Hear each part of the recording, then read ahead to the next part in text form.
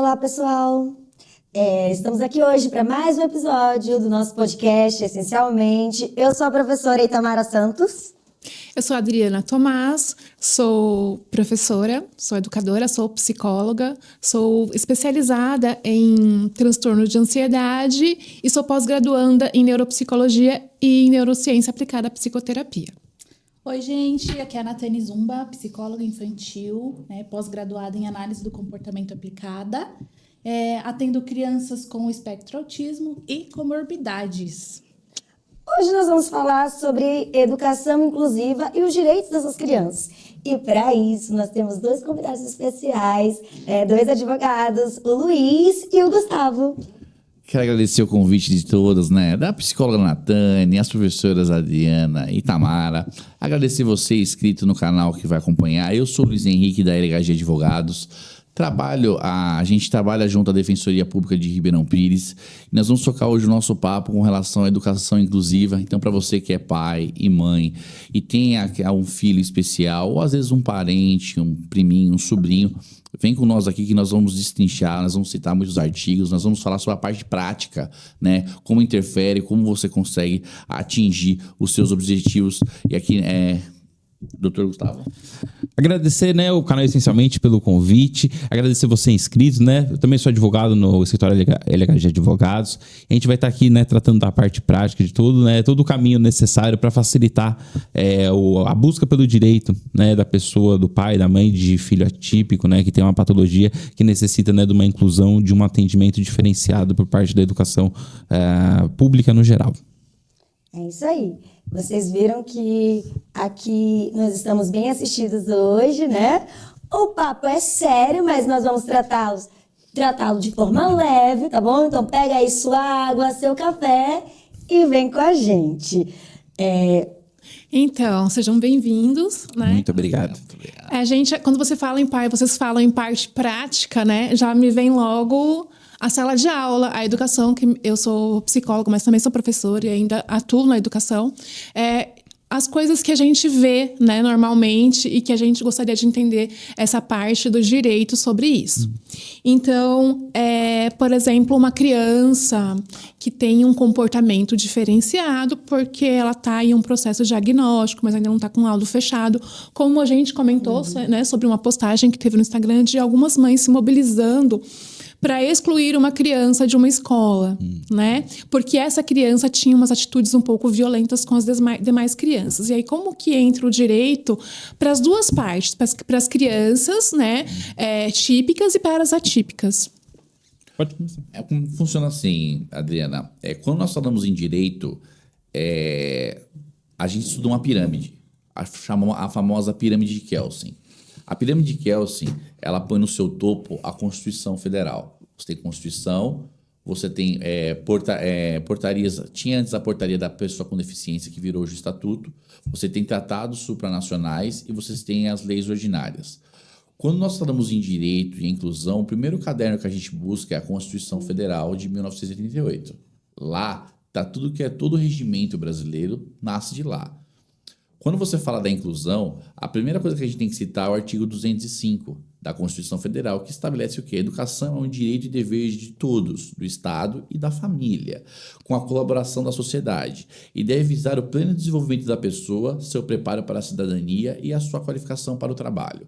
Então, quando você fala de uma inclusão, o primeiro direito que o pai vai buscar é a Constituição. A Constituição fala que em situações excepcionais, tanto a sociedade como o Estado e como a família tem que acolher a situação. Não é uma situação a determinado setor. Não, ele unifica isso, ele universaliza. A criança ela tem uma família, a criança vai frequentar uma escola. Isso também é dever do Estado e da família.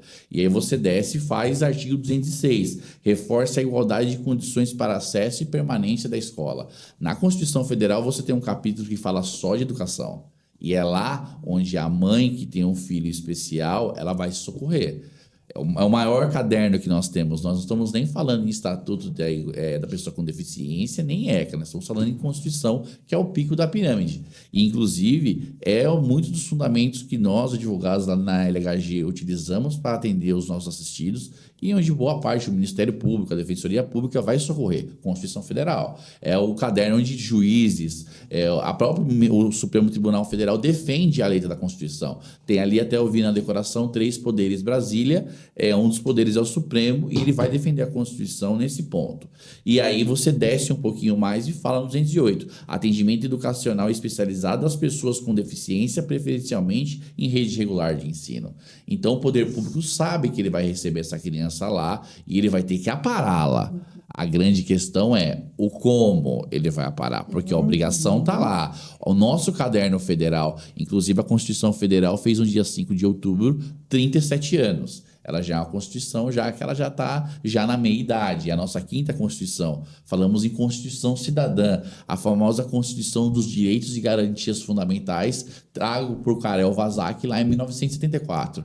Não é uma polaca de 64, não. É a Constituição que abre para todos os cidadãos. Então, assim, o Estado sabe que ele vai receber a criança especial e ele vai ter que lidar com isso. O problema é o como. A máquina está preparada para isso?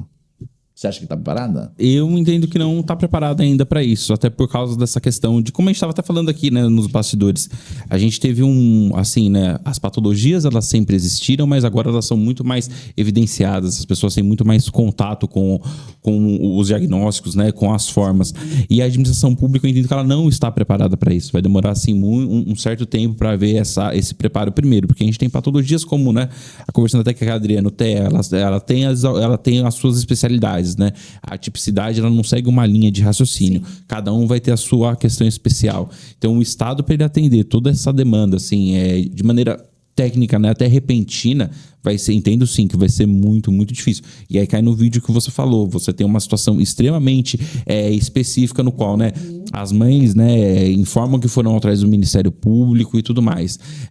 Então, esse é um parâmetro e é uma situação excepcional, assim, que até a gente chegar numa conclusão vai ser difícil. A escola teria que receber a criança, mas aí você vai ter aquela questão, né, você vai ter um interesse individual em cima de um interesse coletivo. É algo assim, é muito, muito específico, que sim, entendo que haveria a necessidade de intervenção do Ministério Público, do Conselho Tutelar, para preservar o direito daquela criança, porque a gente também tem uma questão, o próprio pai e a própria mãe, os pais estão vendo aquela situação. Mesmo porque o equipamento, ele recebeu, né? O equipamento público, ele recebeu aquela criança, ele cumpriu a lei de inclusão, mas ele não cumpriu adequadamente, o que prejudica as outras crianças. Então, seria o caso de fazer uma inclusão efetiva. Sim. Quando vocês e diferenciada, né? Específica. Muito de lei. O 208 fala da Constituição, garante o poder público tem que garantir atendimento educacional especializado às pessoas com deficiência, preferencialmente na rede regular de ensino.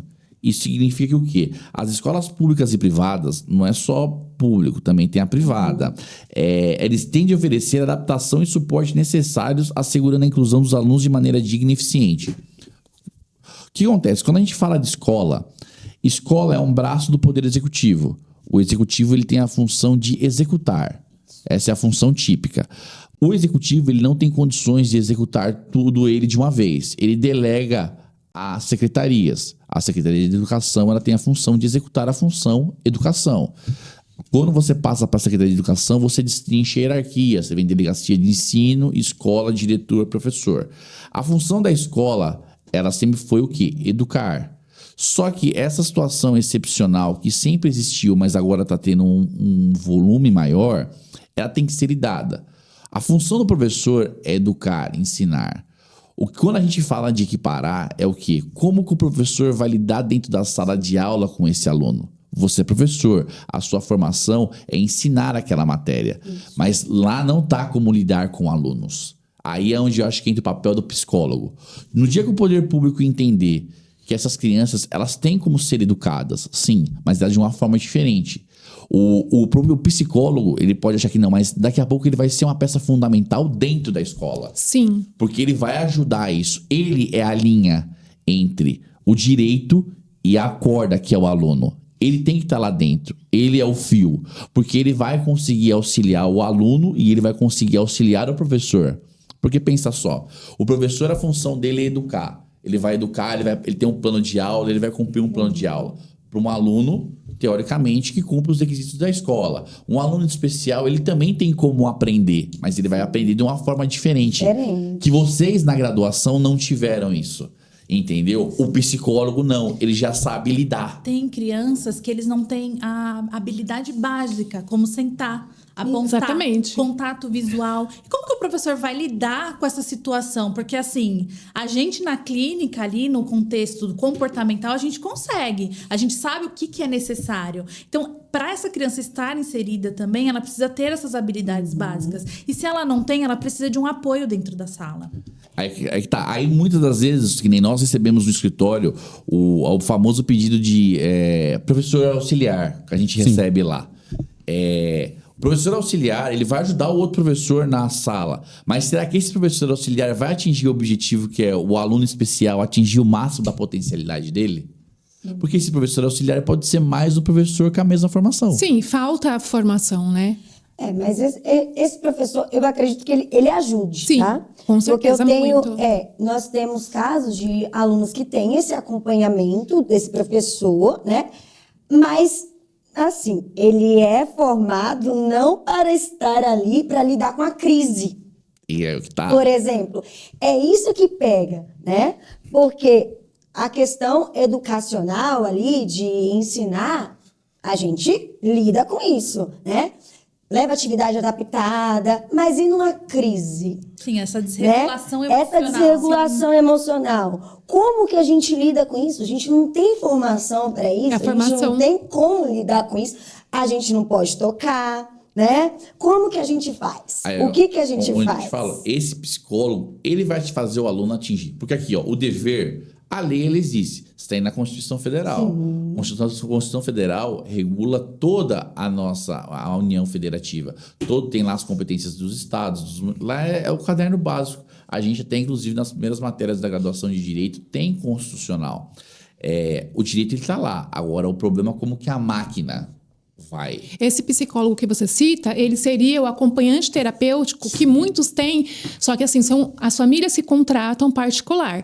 Então, esse psicólogo, para atender essa criança especificamente, seria um acompanhante terapêutico. O que a escola dispõe hoje são psicólogos apenas para rodas de conversa e ainda assim com intervalos gigantescos, né? Então, isso a gente está muito longe de atingir, porque nem o psicólogo para a escola nós temos especificamente para as escolas, né?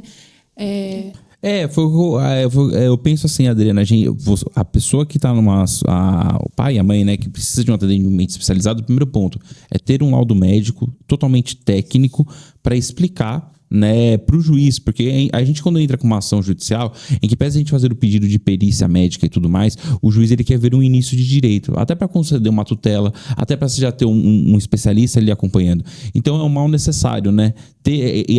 Acabar, né, incomodando o psicólogo, exigindo dele, falando, olha, eu preciso de um laudo técnico fundamentado, discriminando quais são as especialidades, a patologia e qual que é o atendimento necessário. Isso ajuda muito na questão do judiciário. Porque a gente precisa ter esse início de prova, até para conseguir, como eu falei, uma tutela. Porque às vezes, se você não entra com a documentação, a primeira coisa que o juiz vai pedir, nossa, não tem um laudo médico para me esclarecer a situação, senão não vou conseguir, né, conceder a tutela, aquela urgência para já ter ali até o juiz analisar o processo depois quando ele está mais maduro. Então precisa-se ter um laudo técnico, precisa-se ter um laudo bem discriminado. Infelizmente, a gente sabe que nem todo mundo tem condições de ter um psicólogo, né, de maneira particular, vai ter que se socorrer do público. E aí sim, onde a gente começa a ter um pouquinho mais de problema. Porque o particular, evidentemente, ele vai elaborar um laudo muito mais técnico. O que vem da administração pública, né, o psicólogo público, ele vai fazer um laudo mais simples. Mas ter esse laudo já é um início, já ajuda bastante para um atendimento mais especializado, para facilitar o acesso à educação e também, né, permitir que a sala de aula como um todo não acabe, né, gerando esse desequilíbrio. O professor às vezes não consegue dar atenção para um em detrimento dos outros. E a gente sabe que isso é uma limitação pública de todos os sentidos. Se a gente for lá até tratar da área da saúde, o médico também vai ter esse problema. Vai falar, olha, eu sou médico público, tem só eu para atender às vezes nesse bairro. Então, assim, a gente sabe de todas essas limitações. Mas tendo o laudo técnico, né, para o ouvinte, isso já, assim, ajuda bastante e já é um início de que, olha, precisa de uma educação especializada, precisa ser incluído na educação, mas de uma forma diferenciada. Então, a família paramentada já com essa documentação da escola e dos profissionais de saúde, aí ela vai buscar, só para o pessoal entender, ela vai buscar quem primeiro? Depois de que ela já está com esse arcabouço de documentos, enfim. Começa assim, quando você... Vamos tratar numa comunidade carente. A comunidade carente, o primeiro local que elas vão, e às vezes não sabem, é a escola. Só que a escola, ela não tem a ferramenta. A escola, ela vai orientar muitas vezes esse pai a procurar o conselho tutelar. O conselho tutelar, ele está lá para defender os interesses do menor. O conselho tutelar vai fazer relatórios, só que o conselho tutelar, ele acaba sendo um órgão municipal. Ele é eleito depois, ele tem outras atribuições. Essa mãe, o que ela tem que fazer? Ela tem que procurar no primeiro momento o quê? A defensoria pública, se a cidade tem, porque a defensoria pública, entre as quais a atribuição dela é atender as pessoas hipossuficientes, aquelas pessoas que não têm condições, né? A defensoria, ela tem linhas de atendimento. Ou, se você tem uma condição melhor, você procurar um advogado particular. O que a defensoria pública vai fazer? Nós, lá em Ribeirão, o que acontece? Ribeirão Pires não tem a defensoria pública. A OAB fez um convênio com o Estado de São Paulo e nós fazemos, às vezes, da defensoria. Nós fazemos uma triagem, do qual nós analisamos a situação, o coordenador analisa a ficha e aí nomeia um advogado. Esse assistido que está com esse laudo que o doutor falou, médico, está com a documentação, ele vai nos procurar e nós vamos entrar com a ação. Essa ação que, quando a gente fala em leis, a gente sempre monta a ação com aquela pirâmide de Kelsey que eu te falei. A gente fundamenta na Constituição Federal, vem no ECA, passa pelo Estatuto da Pessoa com Deficiência e traz decisões no sentido que a gente quer. Do quê? De ter uma inclusão, de ter um professor auxiliar dentro da sala, de uma alimentação especial, porque a gente está falando de educação, mas educação também envolve alimentação, atendimento. E aí, com base nisso, nós pedimos para o quê? Para o poder público. Se a criança está numa escola municipal, nós promovemos ação contra o município. Se a criança está numa escola estadual, nós promovemos a contra o Estado. E aí nós pedimos o quê? Essa tutela, que é o quê? No primeiro momento, o juiz já atender um pedido inicial, que é o quê? Incluir esse professor na sala, dar uma alimentação diferenciada, mas isso tudo é o quê? O nosso trabalho vem basicamente montado sobre o que o médico falou. Porque o médico, ele é um especialista, um psicólogo, um nutricionista. Todas essas pessoas que têm um conhecimento técnico fora do direito, eles vão suportar a nossa ação. A gente vai embasar esses artigos. O pai tem que ter em mente uma coisa, ele tem o direito, só que o direito sem provas, ele não vale de nada. Não adianta o pai achar que o advogado vai sentar e digitar aquela peça linda e não mandar nenhum documento que não vai ter futuro. Ele precisa desse documento. Ele precisa de um laudo de um psicólogo. Ele precisa de um laudo de um médico. Ele precisa de um laudo de um psiquiatra. Ele fazendo isso para nós conseguimos mostrar para o juiz a necessidade. No direito existe um jargão chamado iuria noviticuria. Funciona assim. O juiz fala da seguinte forma: dê-me os fatos que eu te dou direito. É assim que funciona, pai. Você tem que entender que o seu filho, se ele está precisando de uma inclusão, você precisa de provas para nos trazer. E nós entrando com a ação, a gente procura o judiciário e daí segue toda a parte prática. É onde o quê? Onde o judiciário impõe obrigação. Se você não cumprir, está da ordem, vai ter uma multa diária. E aí, o texto de lei que as pessoas tanto querem fazer valer, ela só faz valer com essa obrigação, entendeu? E aí é onde entra o nosso trabalho. A gente embasa toda a peça, pede a multa e aí nós jogamos a bola para o juiz. Paralelamente, tem a participação do Ministério Público. Os pais não sabem, mas Ministério Público e Conselho Tutelar andam juntos. São quem ajuda o promotor na ação, porque envolve defesa de interesse de incapaz, é o Conselho Tutelar. Então é muito bom também o pai procurar o Conselho Tutelar e também informar a situação. Porque num dado momento, o promotor vai ligar no Conselho Tutelar e ele vai querer saber aquelas informações daquela criança. Então, assim, quando você percebe, é toda uma rede. Escola, Conselho Tutelar, Ministério Público, advogados e defensores. Todos eles se unem porque a própria Constituição fala, é dever de todos. Não é só da escola, do pai, da mãe, do tio, da tia, não. É de todos. Nós todos abarcamos essa situação para o quê? Para a criança ter acesso à educação.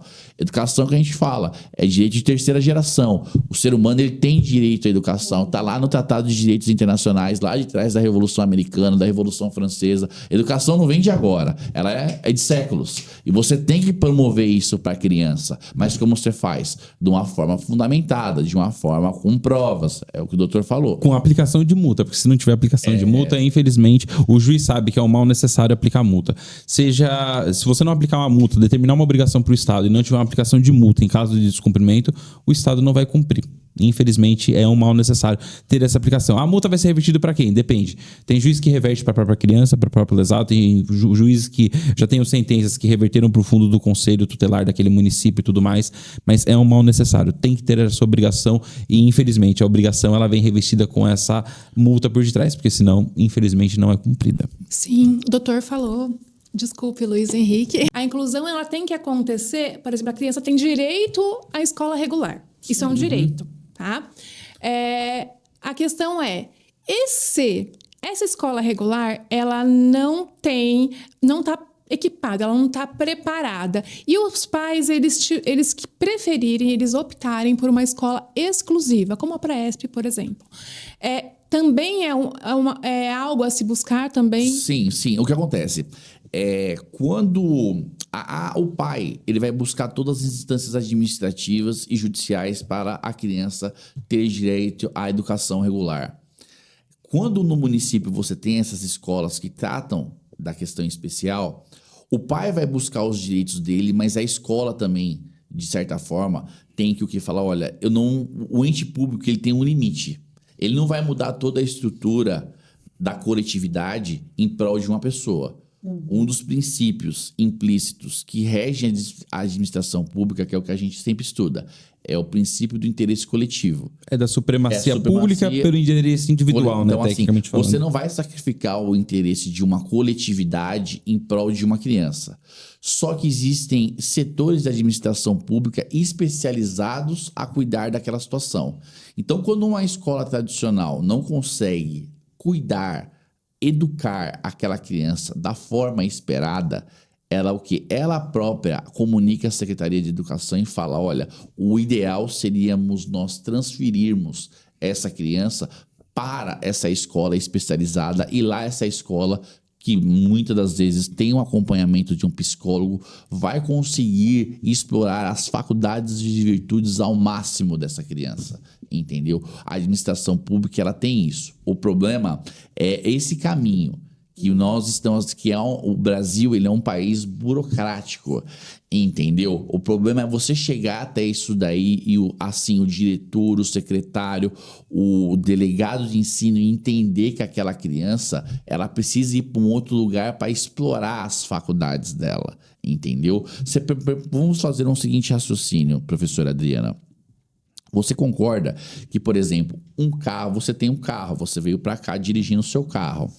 Você, como motorista, você desenvolve certa potencialidade de um carro. Agora, você concorda se você der o seu carro para um piloto de Fórmula 1, ele vai desenvolver mais o seu carro? Com certeza. O piloto de Fórmula 1 nessa situação é um psicólogo. Ele consegue, de certa forma, abrir caminhos de ensino. Que não estou falando que você é incompetente, muito pelo contrário. Mesmo que eu sou psicóloga também, eu consigo... Você vai conseguir explorar muito mais. E aí, muitas vezes o que acontece, a administração pública, ela é muito conservadora, ela é muito burocrática. Além do serviço público fala que a modicidade e a simplicidade tem que regir o serviço público, quando na prática ela não é assim, ela é muito burocrática. Você tem que entender que assim, e você, pai, você tem que pensar uma coisa, não é nenhum desserviço e o seu filho não está sendo menosprezado se ele for para uma escola onde são crianças especiais. Não, lá vai ter a ferramenta. Ferramenta, exatamente. Atendimento especializado. O problema é que também tem muita questão do preconceito. O pai olha e fala, o meu filho vai para uma PAI? Não, pai, o seu filho não é. O seu filho ele vai ser desenvolvido mais lá. Entendeu? Muitas vezes o pai é o que a gente tem, existe um jargão no jeito que a gente fala. Trate os iguais de forma desigual e trate os desiguais na medida de sua desigualdade. O pai de criança especial, ele tem que entender que o filho dele, ele não é Não, mas ele não é diferente do... Não, ele é igual, mas ele vai ter que ser... A forma de se conduzir o ensino vai ser diferente. E aí, até as pessoas terem essa noção, isso daí demora. Isso é muito importante porque estava justamente na Nath, porque ela trabalha com análise do comportamento aplicada, né? Eu também trabalho com algumas crianças utilizando isso, mas eu tenho pouquíssimas crianças dentro do espectro, a maioria são psicoterapia. Mas ela sabe que quando você utiliza essas ferramentas na clínica, essas ferramentas têm que ser usadas em casa e na escola. Então, para o trabalho dela ser efetivo, né? Você quer falar sobre isso? Sim, o que acontece? Às vezes a gente tem até reuniões com as escolas, porque o professor realmente está meio perdido. Não sabe como que você faz para ele ficar sentado, para ele prestar atenção. Então, a gente faz essa reunião com os pais, com a escola, porque é importante... Precisa, a gente fala generalizar. O que ele faz dentro do consultório, ali no espaço terapêutico, ele tem que fazer em casa, ele tem que fazer na escola. Então, muitas das vezes, os professores, eu não sei o que eu faço. Então, a gente faz essa reunião com a escola para ele poder generalizar os comportamentos que ele está fazendo na clínica. Porque muitas, né, os pais, às vezes, nossa, ele senta aqui. Teve uma vez que uma mãe foi trocar a fralda dentro do consultório, aí o filho pegou a fralda, levou até o lixo, ela ficou assim, ele faz isso? Faz. Ele senta, ele espera, ele olha. Ele não está fazendo em casa? Então, vamos começar a fazer, porque ele faz. Então, é importante, né, ter essa orientação com a escola e com a família. Sim, para que o trabalho seja efetivo, como eu falei. Então, assim, o nosso papel, além de orientar a escola, é orientar os pais. Só que quando essa escola não está preparada, tem escola que você não consegue nem dar uma formação. Eu estava dentro de uma escola que não estava preparada, eu, como psicóloga, não consegui dar uma formação na escola, sabendo que ali tinha crianças atípicas, né? Porque geralmente eu faço esse trabalho assim, né? Conjunto, né, como eu estava falando, é só porque eu quero fazer mesmo. Então, eu estava numa escola que tinha, e a gente sabe a necessidade daquela criança, como se trabalha com essa criança. E às vezes também, né, a falta de conhecimento das pessoas no geral traz essa exclusão, que era para ter uma inclusão dentro da escola, às vezes vê uma desregulação emocional, é birra, é isso... Né? E aí, é sobre essas ferramentas que eu pergunto. Os pais de escolas particulares, que têm os filhos nas escolas particulares, têm um poder aquisitivo melhor, geralmente eles pagam aí R$2.000, R$2.500 para que tenha um profissional lá, mas é um profissional especializado, ele não é um professor auxiliar, tá? Ele é um profissional, ele é um acompanhante terapêutico e com especialização em aba. Né? Que é essa especialização que a gente tem de análise do comportamento, né? Então, assim, é específico porque ele pode pagar. Se o pai, como você fala, você tem que paramentar de documento, arcabouço de documentos, isso é possível dentro do Estado, conseguir um acompanhante terapêutico, não o professor auxiliar, para essas crianças? Eu entendo que sim. Se tiver um laudo médico específico, a gente tem margem jurídica para fazer essa briga. A grande questão é que a gente vai também parar no critério do próprio juiz de direito. O próprio juiz de direito, ele também vai regular toda a situação. E não é só simplesmente juiz de direito. A gente tem Tribunal de Justiça, a gente tem Superior Tribunal de Justiça e a gente tem Supremo Tribunal Federal. Infelizmente, a gente tem situações, Adriana, em que a gente tem laudo médico, no qual determina específico o acompanhamento e tudo mais, e o juiz entende que não é o caso que é cabível, porque ele entende que é uma especialidade muito que vai onerar muito a administração pública. A gente tem esses poréns. O que eu entendo como advogado, eu já cheguei a fazer isso em algumas situações de processo.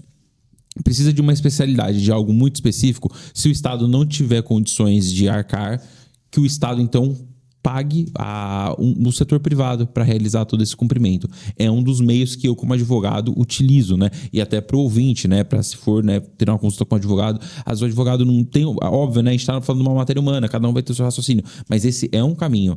Você solicitar, né, no próprio processo, que se o Estado não tiver condições de arcar, ou se o juiz achar que vai onerar muito a máquina pública, para que ele designe uma instituição particular, no qual o Estado tem que realizar realizar o pagamento dos valores e tudo que for necessário para atender. Seria a mesma coisa que nem a gente quando começou o questionamento. A escola, poxa, às vezes a pessoa mora num determinado bairro e a escola está num outro bairro. O Estado tem o dever, né? Normalmente os juízes de direito, e isso é um negócio meu, né? Aí é uma parte burocrática que eu faço esse requerimento. Mas isso aí está implícito no próprio pedido. Se a escola mais próxima da casa não conseguir atender e for necessário fazer um deslocamento, que tenha o transporte escolar junto determinado para a criança poder se deslocar até a escola que tem a capacidade. É que hoje no Estado essa situação de mandar para o privado um pouquinho mais em comum, porque o Estado sempre acaba conseguindo, né, disponibilizar uma escola que tenha a especialidade para atender a necessidade, né? Por mais que talvez seja um pouquinho longe, mas assim, eles conseguem fazer essas coisas. Então tem que também ter o transporte especializado para realizar o deslocamento dessa criança. Ida e volta, não é só ida, porque às vezes as pessoas pensam, só vai levar ela para a escola. Não, tem que levar e trazer de volta direitinho. Complementando o que ele falou quando você fala a níveis de lei, o direito está estatuído no artigo 27 do Estatuto da Pessoa com Deficiência, que afirma que a educação é um direito da pessoa com deficiência, garantindo um sistema inclusivo em todos os níveis e modalidades. O artigo 28 do mesmo diploma traz algumas exigências claras, como adaptação arquitetônica para acessibilidade.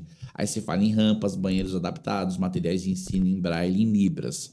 Você também tem a formação adequada de professores para lidar com as necessidades específicas dos alunos. O que acontece? O poder público ele tem uma estrutura enorme, a rede é enorme. Hoje em dia é muito difícil o poder público não conseguir atender essa criança. Em algum canto ele vai conseguir atender. Quando ele não consegue atender, ele apela para o privado. O problema é até quando ele vai suportar aquela situação e levar para o privado. Uma situação interessante que nós damos no escritório, que nós falamos do bastidor, é com relação à parte da ecoterapia. Tem muitas crianças que vão começar a precisar ter tratamento por meio da ecoterapia, tratamentos com cavalos. O poder público alega que a ecoterapia é muito cara. É muito caro você manter um cavalo por determinado X de crianças. Só que hoje está muito pequena a situação, só que ela vai explodir. A gente já está começando a ter essa explosão no escritório de pedidos. E lá na frente o poder público vai ter que lidar com isso. Como que ele vai lidar? Ele vai pedir ajuda para os aras particulares para poder levar essas crianças, ou ele próprio vai criar um aras, vai desapropriar uma área, vai colocar os cavalos lá dentro e vai criar um centro terapêutico? A gente não sabe. Ou fazer parceria público-privada. Parcerias público-privadas é um caminho. Mas até que ponto ele vai suportar? Assim, quando você olha o poder público, você fala hoje, ele tem condições de ajudar essas crianças. O problema é o quê? Ele querer. A educação é a prioridade do governo? É onde a gente está. Então, é a prioridade. Porque assim, a educação é a prioridade. Porque é básico, gente. Educação é básico. Hoje as pessoas só sentam nas cadeiras onde elas estão porque elas passaram por um banco de escola, elas tiveram um professor. Professor foi ensinado na minha casa, nós somos irmãos, então somos filhos de professora. Professor é segundo pai. Só que se o professor ele não tiver a ferramenta que ele precisa trabalhar, ele não vai atingir o objetivo. Não. Entendeu? Aí é que está o problema. Será que quem toma conta de toda a máquina pensa na educação? Porque se pensasse, nós teríamos, na minha opinião, uma outra educação. Quantos de impostos nós não arrecadamos? O que é cuidar de uma criança especial? Ela é especial, ela precisa de ela vai chegar lá. Você que é pai, que é especial, o seu filho vai chegar lá. Só que ele vai chegar de uma forma diferente. Só que com um profissional correto, ele vai chegar lá. O problema, o poder público, pensa nisso. A lei, ela garante. Nos nossos questionamentos, nas nossas conversas por WhatsApp, você perguntava, Luiz, e os artigos? Eles existem. O direito, ele está lá. Hoje nós temos um direito universal. Há o direito, mas precisa do laudo, igual o doutor falou. E precisamos também da compreensão do Poder Judiciário em dar o direito para a pessoa. Aí onde a gente fica, onde o advogado fica naquela sinuca de bico. O pai pergunta, e aí, eu tenho direito? Tem, tá tudo ok. O problema agora vai ser o magistrado conceder, né? Esse direito. E os próprios princípios que regem a administração pública, supremacia do interesse público sobre o particular. Às vezes a gente vai lidar com uma situação totalmente específica, a gente vai pincelar aqui uma situação específica, em que a criança, a pessoa, o filho atípico, ele não vai conseguir, porque o próprio juiz vai fundamentar a decisão nesse sentido, como eu já me deparei com situações como essa, como o determinado serviço que a gente teria que prestar é caro, mas a supremacia pública, a gente não vai prejudicar a coletividade para beneficiar um só. E isso é errado, isso de fato é errado, é uma fragilidade da lei, e infelizmente a lei tem que ter a fragilidade, senão o judiciário, o advogado não trabalha, não teria o juiz. Se a lei fosse rígida, a gente não precisava a gente não precisaria de promotor de justiça nem nada, só de um juiz para aplicar. Mas infelizmente a gente também tem que lidar com tudo isso, assim, a questão do fato do Brasil ser um país que tem muita lei, isso, né, ao mesmo tempo que é bom, ele é ruim, porque você tem diversos diplomas e aí cada juiz, que é um ser humano, igual todo mundo que tá, até você que tá assistindo, ele vai interpretar de uma forma, ele vai ver, poxa, aqui eu vou prejudicar toda uma coletividade por uma situação específica, eu não vou conceder. E aí onde a gente entra para fazer recurso, aí né, o processo ele vai tendo o seu regular desenrolar. Ou seja, traduzindo, esse pai vai ter que brigar e brigar muito, e não é com a gente, não é com a escola, tá bom? Não é com a escola, não é com o professor, é com o Estado, o poder público, através do quê? Dos nossos amigos aqui, colaboradores, advogados. A briga de vocês vai ter que ser com o poder público. Vocês vão precisar brigar pelos direitos dos filhos de vocês, né? E aqui vocês estão mostrando o caminho, né? O professor, assim, tudo bem que a comunidade, mas o professor, o cara já tá lá pra dar aula. Sim. Vocês recebem um salário muito ruim por tudo que vocês fazem. É horrível. Entre nós. Obrigada pelo reconhecimento. Mas sério, é ruim. Pô, aí vamos falar a verdade. Pô, já é difícil, cara. Muitas das vezes vocês têm que comprar material. Sim. Cara, quantas vezes minha mãe não foi no bazar comprar folha de sulfite, senão a criança não fazia atividade? Giz para poder usar na lousa, que na época era lousa de giz. Aí como é que você vai... Aí, além disso tudo, como é que você vai administrar com uma criança especial? Você não tem ferramenta. Pois é. E falando em briga, né? E essa questão também financeira, que a Tamara falou que a briga vai ter que ser feia, eu tenho uma dúvida, porque assim, a gente conhece a realidade de escola pública, né? A gente sabe os inúmeros contextos de vida que existem lá dentro.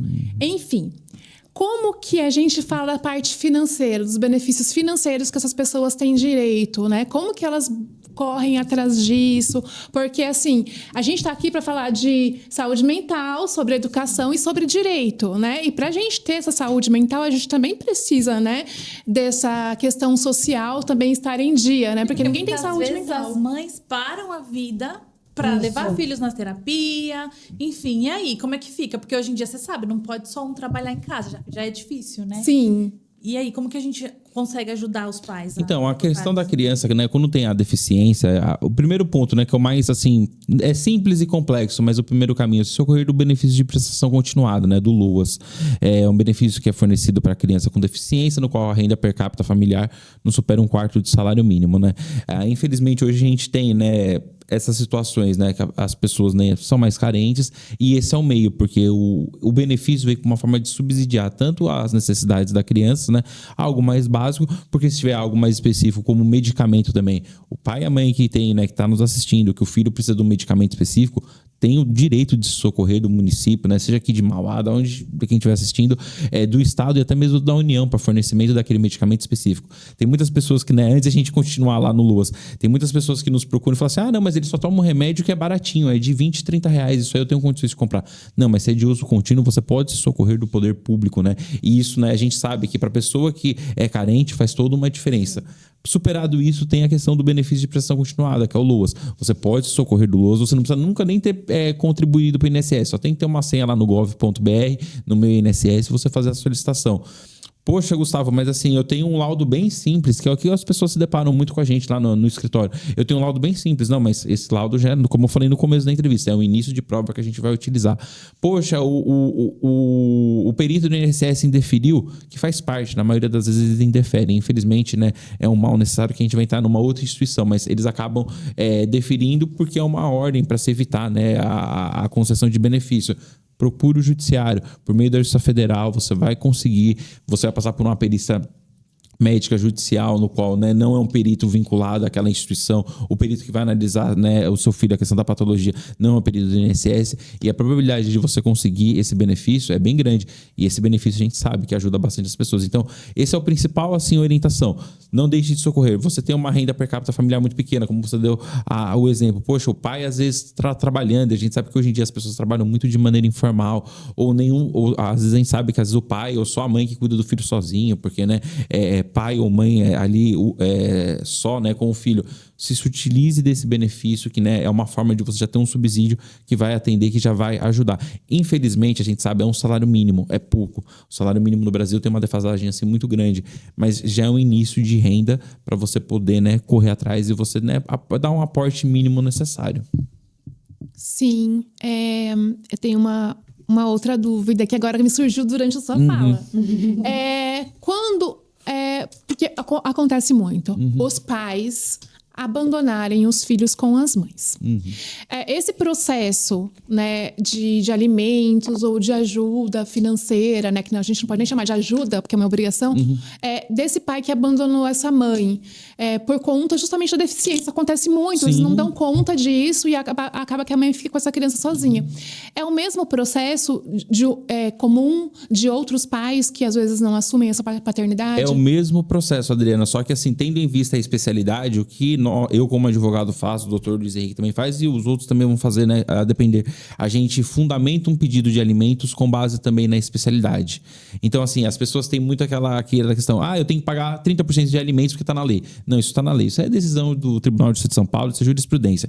Mas quando a gente se trata de uma criança atípica, os alimentos eles são instituídos diante da necessidade e da possibilidade. Se a criança tem uma necessidade específica por causa de ter uma patologia, ser uma criança atípica, o valor dos alimentos mudam. Então, assim, ele se torna... O procedimento dos alimentos é o mesmo em qualquer situação. Mas aí a gente vai mexer no parâmetro do processo e a fundamentação. Olha, excelência, a criança precisa de uns alimentos mais elevados porque ela tem essa necessidade específica. A gente até, inclusive, pede para incluir um convênio de saúde.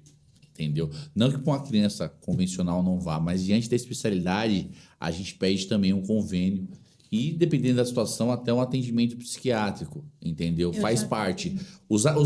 Quando as pessoas falam em alimentos, as pessoas pensam muito arroz e feijão. Sim. Na comida em si, mas não é só isso. A cesta básica. Mas quando a gente fala de alimentos, você fala em educação, lazer, esporte, saúde, e isso inclui tudo isso. Entendeu? Os alimentos não é só a cesta básica. O aluguel, porque, não tá mais com a mãe, paga um aluguel. O aluguel também compõe os alimentos. E aí cai no que o doutor Gustavo fala, a necessidade da criança. Quanto a criança vai haver de necessidade? Quanto que a mãe pode contribuir? Quanto que o pai pode contribuir? Possibilidade. E aí o juiz equipara na proporcionalidade. Ele põe os dois fatores e pesa. Ali ele chega no valor. Muitas vezes as pessoas pensam 30%. Não, cada caso é um caso. A gente não pode... não tem na lei 30%. Não, isso aí não existe. A situação vai justificar. E aí, numa situação dessa, a gente inclui o convênio médico e até se precisa de acompanhamento psiquiátrico, que faz parte da vida. O alimentos é um nome que o direito encontrou, mas a pensão é para você manter a vida. E não é também para você, mãe, pai, pegar a pensão e fazer poupança. Não, a criança gasta, vamos supor, ela precisa de um auxílio de R$1.000 no mês. O juiz geralmente põe 1.200, porque às vezes precisa de um medicamento, mas vai ser aquilo. A pensão ela tem que ser gasta durante o mês para manter a criança, não com necessidades da criança. Por isso que a gente fala alimentos. Alimentos cobre tudo isso daí, faz toda a parte do bolo aí, entendeu? Mas assim, né? Eu sou mãe, somos... e a gente sabe que gasta mesmo. Assim, demandam um custo elevado, né? Imagina as atípicas. Sim. Tem criança com seletividade alimentar, então... É por isso, como eu falei, a apresentação do laudo nesses casos numa ação de alimentos é por causa disso, é para justificar. Olha, excelência, a possibilidade de uma criança, a necessidade de uma criança típica é 30% lá dos rendimentos. Mas essa criança, por ser atípica, ela precisa de uma alimentação diferenciada. Eu já tive uma assistida em que a criança ela só comia frutas frescas. Então, assim, e era a avó que cuidava da criança, não eram nem os pais. E ela gastava uma fortuna semanalmente porque ela tinha que ir na feira comprar a fruta fresca. Então, tudo isso é fundamentado durante a ação e a gente mostra para o juiz. Olha, excelência, o pai ou a mãe, porque os alimentos não é só o pai, tem, enfim, né, tem a questão da mãe. Ele precisa desse valor por causa disso, porque ele tem essa seletividade. E tudo isso como? Por meio de prova, por meio de laudo médico. Falando, olha, a criança tem seletividade, precisa disso, daquilo. Então, a gente acaba fundamentando nessa situação. E aí, o juiz, ele olha o caso, fala, então eu vou estabelecer X%. E aí, certamente, às vezes, né, aí vai ser mais os pais. Vão ter, poxa, mas eu posso levar, então, uma condenação maior em caso de alimentos. E se o meu salário não for compatível?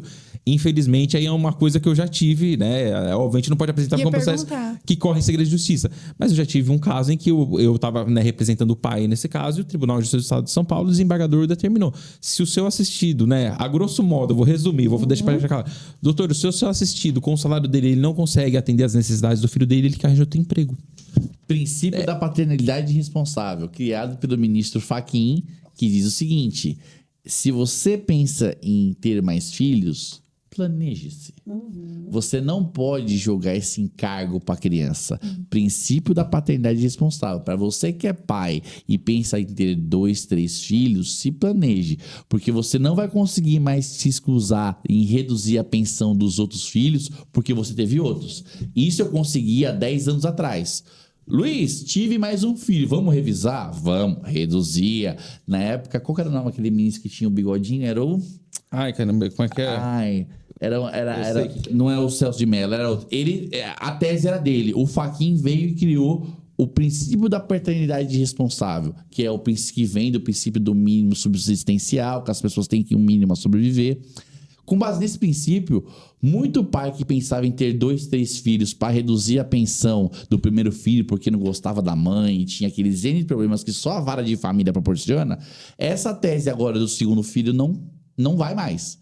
Ter o segundo filho não interessa. Vai fazer hora extra, vai vender lanchinho na esquina, não quero saber. Se você pôs filho no mundo, a responsabilidade é sua. Supremo diz assim, não tem como escapar. Ah, eu vou colocar um segundo filho porque eu não gosto da mãe do primeiro, então eu quero sacanear na pensão dela e ao invés de pagar 33%, eu vou pagar 15%. Pôs filho no mundo, é o que se ouve de juiz. Pôs filho no mundo, vai vender lanchinho na esquina. Você trabalha quantas horas por dia? 8. Você tem mais 20, você tem mais 16 para você dar seu jeito.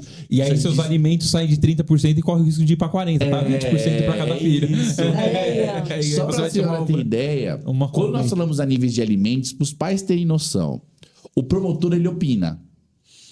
Cidades como Mauá, Santo André, São Bernardo, ele está esticando para Ribeirão Pires, está escapando do Rio Grande. O promotor vira o seguinte, eu opino a favor dos alimentos desde que eles não passem, eles sejam menores que meio salário mínimo.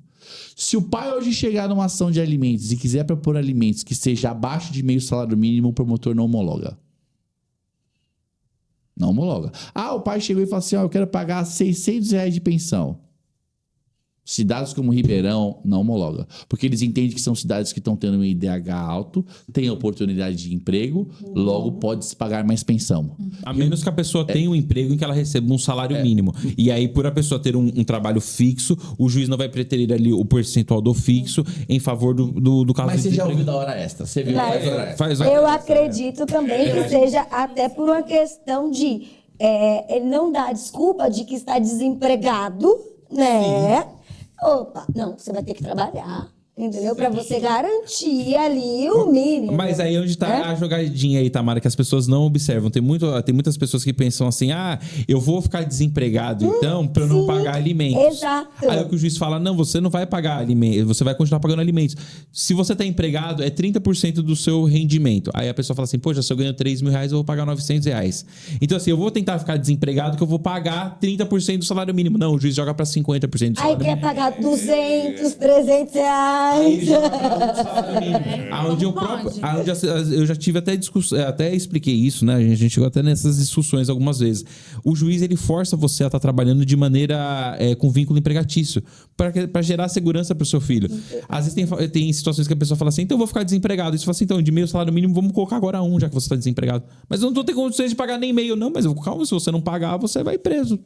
E eu já vi, na verdade, na clínica, né, que a gente trabalha, crianças que têm o convênio médico, utilizam desse convênio para fazer as terapias. Sim. E hoje em dia os convênios têm aquela coparticipação. Isso. E eu já vi mães chegando, né, na recepção para efetivar o filho para fazer a terapia e aí a gente falar que o convênio está cancelado. Aí quando vai ligar o convênio do pai, por que cancelou? Porque tá vindo R$1.000 de coparticipação. Indenização por dano moral. Eu já ouvi falar disso. Então, porque gente, isso... é um absurdo. A criança precisa, é o seu filho. Aquilo ali vai desenvolver ele. Mas o problema, vai lá e... Então, mas o problema é que o pai, aí, eu posso falar. O problema é que o pai leva pro lado pessoal.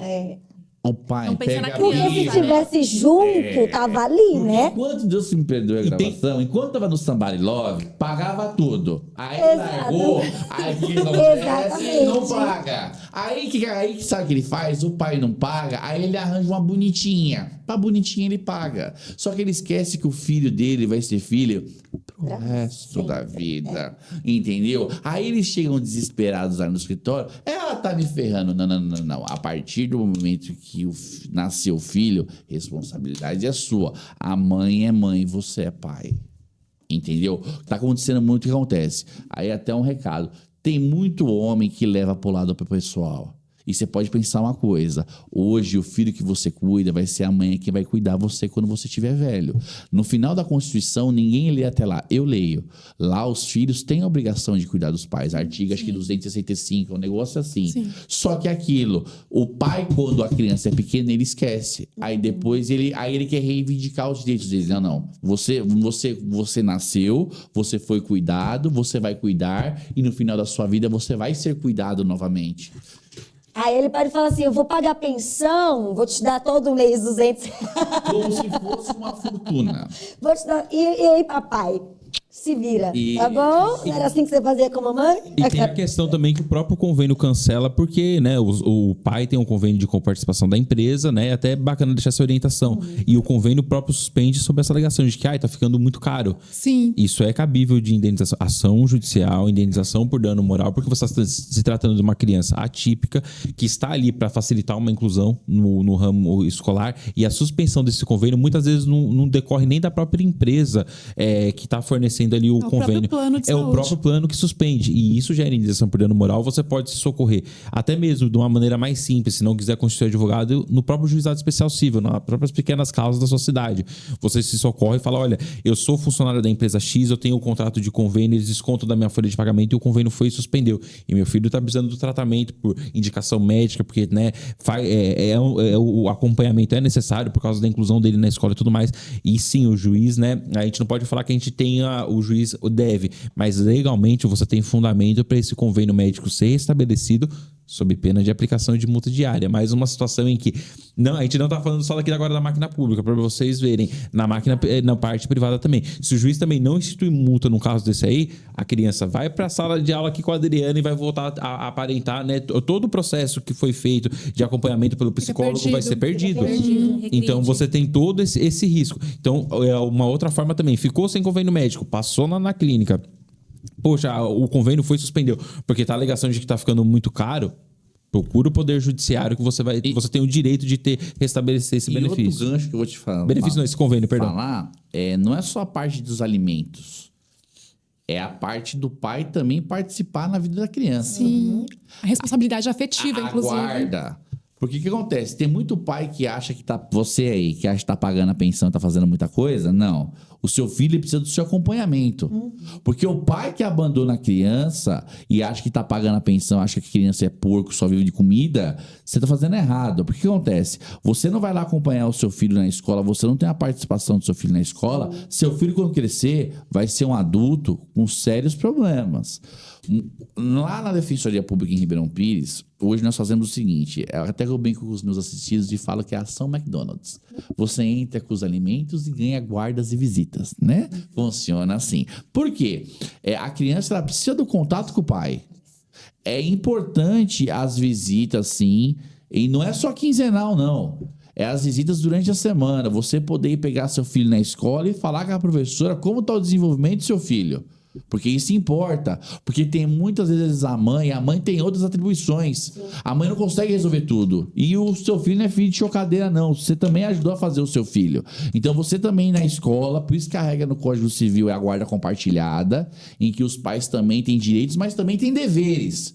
Porque o pai gosta de usar da guarda compartilhada para ir lá conturbar a vida da mãe de final de semana, só que lá na escola saber como é que tá o boletim do seu filho, você não vai. Porque eu conto na mão os clientes meus que vão lá na escola pegar o boletim do filho e falar, professora, como é que tá o meu filho? Muitos deles não fazem, porque acham que a obrigação é só pagar alimentos. Sim. E não funciona, a banda não funciona assim. E esse não acompanhamento das atividades da escola, dos boletins, do comportamento é abandono intelectual, viu, gente? Que aí vocês, professores, têm dificuldade de abordar o pai para falar, olha, sua criança tá apresentando sinais de uma patologia, para você procurar o profissional adequado. Nós temos muita dificuldade para que esses pais, esses responsáveis, deles irem até a escola. Então, às vezes, a gente chama e não vem. Tem reunião e não aparece ninguém. É contado. Principalmente quando é assim, separados, né? Nossa, meu Deus. Aí que é mais difícil ainda. A gente é contado nos dedos os que vão mesmo, os que se preocupam, os que querem saber. E essa criança não sente essa falta. Elas entendem. E aí cabe ao diretor da escola se socorrer do conselho tutelar, fazer a denúncia, porque pode, né, é o abandono afetivo. Tem situações que a criança se torna aí, vai para evasão escolar e tudo mais. E aí o diretor tem esse dever, né? E óbvio, né, tem a questão de prevaricação e tudo mais. Tem o dever legal de comunicar ao conselho tutelar do município para o conselho tutelar e fazer o acompanhamento dos pais para ver o que está acontecendo. Sim. Tem muito pai que acha que assim, eu tô mandando a criança pra escola, a professora que eduque, e a função da professora é ensinar. Exatamente. E tem muito pai também que manda a criança pra escola pra se alimentar e não cumpre a parte dele em casa. Sim, também. A gente sabe das dificuldades, que muito disso é necessário, sim, né? Mas também tem que ver que é, como você mesmo falou, né? Como a gente já conhece, que a educação é responsabilidade também da família, é do Estado, mas é da família, né? Ou seja, todo mundo ali junto. É da rede. sociedade, né? É isso. A gente fala que é da sociedade no modo geral. Ou seja, não adianta você jogar para um só. O que a gente vê hoje é que eles jogam lá dentro da escola, dentro de uma sala de aula, o professor que se vire e eles não estão nem aí. E não é bem assim que as coisas acontecem. O principal de vocês é transmitir conhecimento. Exato. Então, tá tendo uma distorção e um desvio. A gente usa a educação da forma até pejorativa, porque a obrigação dos professores é transmitir conhecimento. É isso. É ensinar. Isso. Existe uma diferença entre ensinar e educar. Você concorda com uma Por coisa? isso que eu não gosto do termo educador, mas... Você concorda? Se vocês fizerem um exercício... discordo. Não. Se vocês fizerem um exercício simples, você concorda que se o professor somente ensinasse a matéria, seja português, enfim, ele não tivesse outros problemas que hoje ele tem que lidar dentro de uma sala de aula aqui, você concorda que o professor atingiria a potencialidade sonho. dele Muito maior. Seria um sonho. Você concorda que assim, eu penso da seguinte forma... a partir do momento que você se dedica àquela matéria, seja história, geografia, inglês, ciências, e você só tem que se preocupar com aquilo, você concorda que a sua aula vai ser Pra eles, pra melhor? gente, para todo mundo. Mas assim, o que eu encaro hoje é uma verdadeira terceirização da culpa. A mãe pega, joga a criança na escola e é problema do professor. Não, você é mãe. A função de educar é sua. O professor tem que ensinar. Lógico, dentro das limitações de uma escola que envolve outras situações, eu acho que a escola, a preocupação dela primordial é ensinar. A criança foi lá para adquirir conhecimento. E hoje, a professora está se preocupando com coisas como a criança se comporta. Sim. Exato, disciplina. 20 minutos da aula é só para colocar eles no lugar, para chamar atenção. Eu acho que esse debate dá muito pano pra manga, mas a gente tá bem no finalzinho. Mas a parte que eu disse que eu discordava, só pra gente encerrar aqui, se despedir do pessoal, é justamente... Sim, a gente tem o que vocês falam, a lei, que é linda na teoria lá, né? Mas muitas vezes não se aplica, a gente tem que brigar por isso. Sim. Mas também a gente tem uma realidade de contextos tão grandes dentro da escola, de culturas, de diversidade dentro da escola, de onde aquela criança veio, qual é o ambiente dela em casa, que isso não tem como a gente escapar só para que a educação ela seja apenas ensino. Infelizmente, a nossa realidade nos coloca, sim, a ensinar a dar bom dia, a bater na porta, a pedir licença, a não dizer palavrão. E é assim, imagine que a gente não fizesse esse papel, a gente também não ensinaria.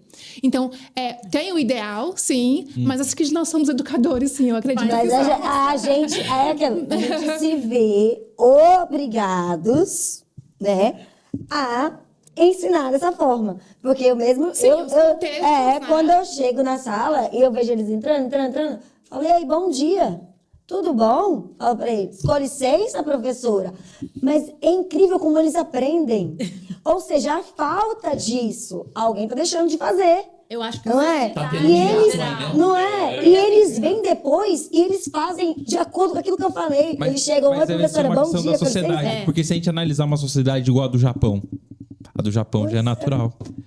Acredito eu, não conheço tão a fundo. E às vezes as pessoas vão até não concordar. Se você analisar a sociedade do realidades Japão, diferentes, né? o Japão, eles vão se concentrar mais no ensino, na educação. Por quê? Porque lá a cultura, aí a gente tem uma questão cultural por detrás. É que a gente olha pros a grama do vizinho é sempre mais verde. Mas a gente tem que entender. Mas eles tiveram um trabalho. É essa a questão. É sempre o trabalho, tá?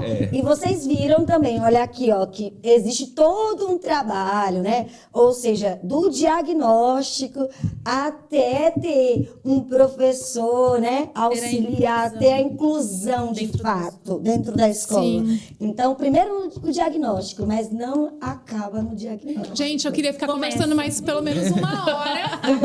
A gente tá passando do horário. Aí eu queria que vocês quiserem falar mais alguma coisa, vocês se despedirem, enfim. Foi muito legal, Queria gente. agradecer a presença de vocês, foi muito importante. Eu acho que para o nosso público, né? Muito importante. Tem dúvidas, muitas mães atípicas têm dúvidas de como chegar, né, nessa inclusão. Então a gente agradece imensamente a presença de vocês. Agradecer o canal essencialmente pelo convite, agradecer, né, o telespectador e reforçando. Para o início de tudo, tem um laudo médico. Você tendo um laudo médico, assim, a gente não pode falar que você vai ter o direito, mas você vai ter uma boa parte do caminho andado que vai facilitar você, né, na busca pelo direito do seu filho atípico. Eu quero agradecer o convite das três do canal, essencialmente, agradecer ao inscrito e dizer que isso só foi uma pílula, né? Porque a história aqui, se deixar, tinha que ter mais uma nova. Vai embora, Sim, o carretel vai embora. E também agradecer demais a presença, esclareceu assim, muitas dúvidas. Acho que a gente precisaria de mais tempo, mas quem sabe numa próxima a gente consegue. Sim, com certeza, a gente fica à disposição. Muito Sempre um obrigada, prazer. gente. Muito obrigada mesmo. É isso aí, gente. Até a próxima. Tchau, tchau.